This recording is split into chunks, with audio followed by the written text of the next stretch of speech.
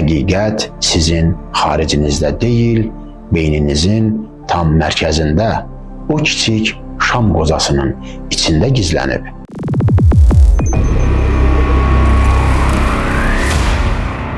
Salam əziz 369 TV izləyiciləri.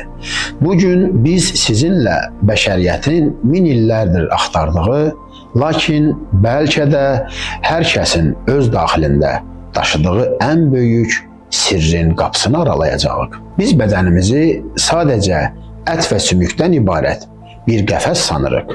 Halbuki qədim mətnlər, gizli cəmiyyətlər və hətta müasir elmin bəzi küncləri fərqli bir həqiqətlər pıçıldayır. Öncə bunu demək istərdim ki, sizin bədəniniz bir məbəddir. Beyniniz isə o məbədin ən müqəddəs cuşəsi olan müqəddəslərin müqəddəsidir. Beynimizin tam mərkəzində həndəsi dəqiqliklə yerləşmiş bir orqan var, epifiz vəzi. Bu kiçik, cəmi 6 mm-lik nohut boyda olan orqan bir şam qozasına bənzəyir. Lakin onun balacalığına aldanmayın. O ruhun bədənlə birləşdiyi nöqtədir. Qədim Misirlilərdən bəri üçüncü göz olaraq adlandırılan bu mərkəz sadəcə bir vəzi deyil, bir psixik mərkəzdir. Blavatsky deyirdi ki, bu vəzi düşüncələrimizlə titrəyən bir auraya sahibdir. Biz düşündükcə o aura işıqlanır. Beynimiz bir elektrik kompüteri kimidir. Ruhun verdiyi əmrləri icra edən bir maşın. Amma o maşını idarə edən şuur məhz bu mərkəzdə, epifizdə məskən salmışdır. Maraqlıdır ki, bu vəzi kənardan təsir olmadıqda fəaliyyətə başlamır. Yəni, o tezlikləri qəbul edə və yaya bilir. Bu, beynimizin daxilindəki bioloji bir antenadır. Baxın ətrafınıza. Niyə Vatikanın mərkəzində nəhəng bir şam qozası heykəli var? Niyə papaların əsalarında eyni simvola rast gəlirik? Şumer tanrılarının əlindəki o kiçik qozalar, Buddanın saç düzümü, Hind ilahələrinin alnındakı bindi nöqtəsi, hamısı eyni yerə işarə edir. Qədim Misirlilər bu vəzi Horosun gözü kimi təsvir edirdilər. Əgər insan beyninin kəsiyinə və Horosun gözü simvoluna baxsanız, onların anatomik olaraq eyni olduğunu görərsiniz. Bu sadəcə bir təsadüf ola bilərmi? Xeyr, bu nurun daxildən doğmasıdır. Epifiz vəzi işığı qəbul edir, sındırır və əks etdirir. Biz işıqlanma deyəndə əslində bu daxili bioloji işığın oyanışından bəhs edirik. Gəlin biraz daha dərindən baxaq. İncildə Mark 16-19-da deyilir, o göyə ucaldı və Allahın sağ tərəfində oturdu. Ezoterik baxımdan beynimizin sağ yarımkürəsi yaradıcılığın, intuisiyanın və ali dərkin mərkəzidir. Korinfillərə məktubda isə bədənimizin, ruhun məbədi olduğu vurğulanırdı.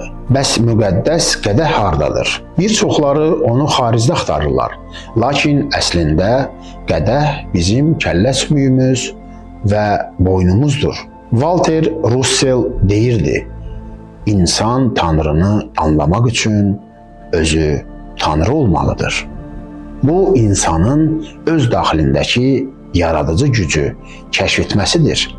Biz materiya deyilik, biz materiyanı idarə edən şuuruq. Bəs niyə biz bu gücü istifadə edə bilmirik və yaxud bu sadaladığımız ilahi gücü aktiv edə bilmirik? Səbəbini sizlərə açıqlayacağım və onu necə aktiv edə biləcəyinizi sizə izah edəcəm. Bu güc ilahi bir gücdür.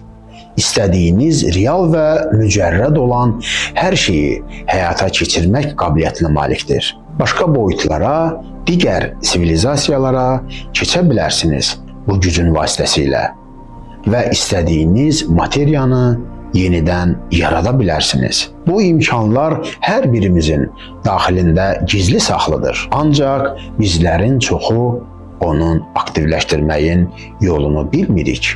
Çünki onun yolunu bilən və dünyanı idarə edənlər bunu bilməyimizi istəmirlər. Əvvəla bunu bildirmək istərdim ki, siz bu gücü aktiv etmək üçün sakit, təmkinli, yalnız bir frekansda meditasiya halında olmalısınız. Sonra qida rasionunuza fikir verməlisiniz. Yediyiniz qidalar təbiətdən alındığı formasını dəyişmədən tükətilməlidir. Yəni bişirərək deyil. Hər hansısa canlını yeməməlisiniz. Çünki onların frekansları sizinkinə qarışaraq titreşiminizi aşağı salır. Və ən sonda geyimlərinizə fikir verməlisiniz.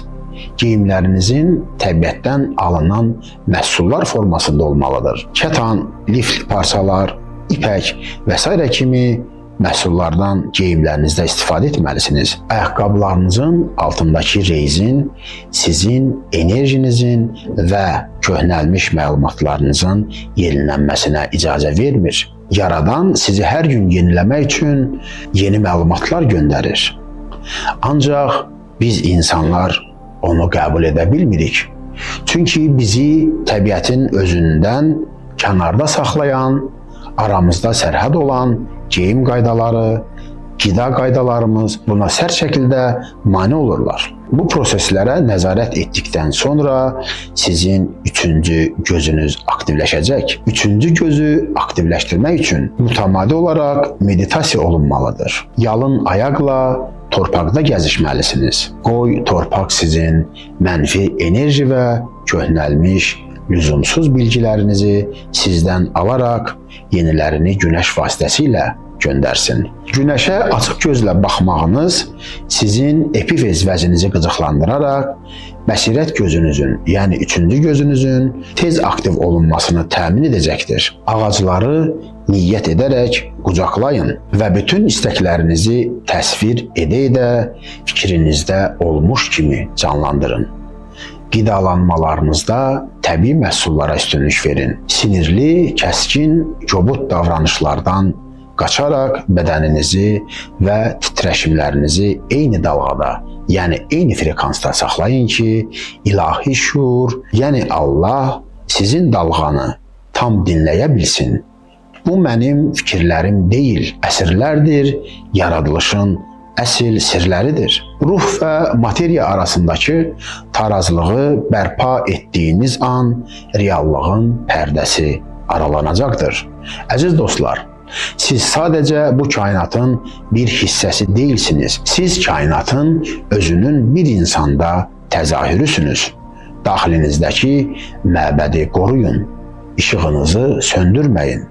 Unutmayın ki, həqiqət sizin xaricinizdə deyil, beyninizin tam mərkəzində, o kiçik şam qozasının içində gizlənib. Özünüzə yaxşı baxın və unutmayın, hər şey birdir. Bir isə hər şeydir. Növbəti verilişlərdə görüşənədək.